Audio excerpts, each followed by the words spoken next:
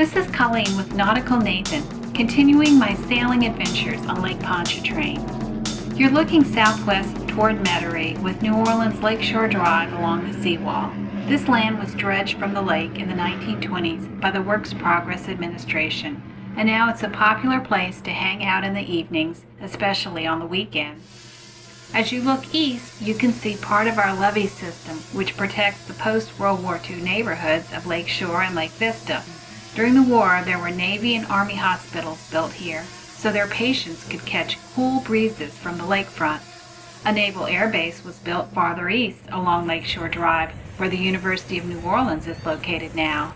And Andrew Jackson Higgins first tested his Higgins boats here before they were immortalized on the shores of Normandy and the Pacific Islands. But enough history. Our Sunfish sailboat has come into view. Thanks to this amazing drone footage by cameraman Dan, you can see Captain Colleen in the back with Nautical Nathan in the front in the tiny cockpit. Unfortunately, I'm not sitting opposite the sail, and my left arm is twisted behind my body. Ideally, I should be facing the sail, holding the tiller in my aft hand and the main sheet in my forward hand. I do correct my awkward positioning, moving my body more to the left and switching arms. My sail is now catching the wind coming across the boat from left to right at a 45-degree angle. In nautical terms, my point of sail is a port broad reach. According to my handheld anemometer, which measures wind speed, I'm going about 8 knots with respect to the wind, and I'm feeling confident. So let's go see what is happening with these two larger sailboats. They are tied together with round life preservers between them, and the sailors on board seem very frustrated. Could one of the boats be out of gas or some mechanical difficulty? I was so busy snooping that I didn't notice my sail was fluttering. That can be solved by turning the boat away from the wind or by tightening the sail. Nautical Nathan recommended veering off from the wind to catch the breeze. Since the wind was coming from the northwest, we had to adjust our course to the north.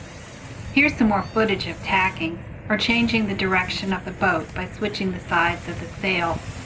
Tacking involves turning through the wind. When you're turning through the wind, you lose that driving force, so you have to get up enough speed before you tack to carry you through the turn to flip the sail. The tricky thing about tacks is that sometimes they will fail if you don't get up enough speed. So while you're waiting for the wind, let's enjoy that beautiful emerald water we're sailing on. For many years, Lake Pontchartrain was polluted, but since 2006, it's been within the government's accepted range for recreation. We call it a lake, but it's scientifically classified as an estuary with brackish water. It has fresh water flowing into it from small rivers on the north shore, and it's connected to the salt water of the Gulf of Mexico via some smaller lakes. There are all kinds of fish in the lake, and you have to sail around crab traps. Nautical Nathan is sitting quietly in the cockpit of our sailboat, but he has made lots of improvements. Have you noticed the milk jug hanging from the top of our mast? According to the laws of physics, this will force the mast to pop up out of the water if we flip over. But so far, Captain Colleen hasn't needed to test this theory. An improvement that you might not have noticed is Nautical Nathan's repair of holes in the hull of the boat caused by our transport trailer.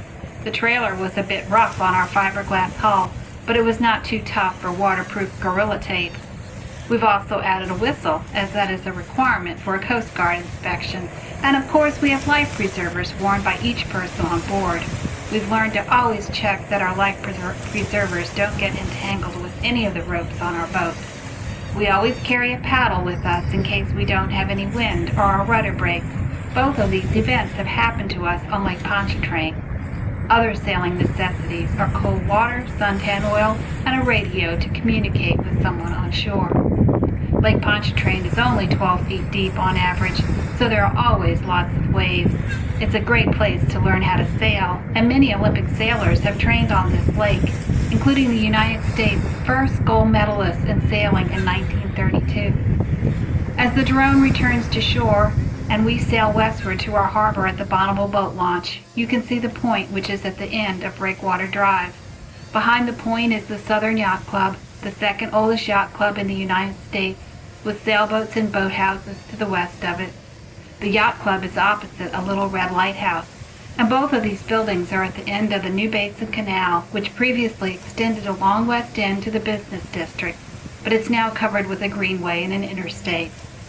Our new canal lighthouse is still standing, although it was damaged by Katrina and Rita in 2005. The Pontchartrain Conservancy reconstructed the lighthouse using original wood from an earlier lighthouse that stood on the site. It now operates as a museum where you can learn about the many women lighthouse keepers, including one who saved 200 people by rowing them ashore after a fire on an excursion boat. It's very empowering to know about all the good women captains on this lake, but I know I still have a ways to go.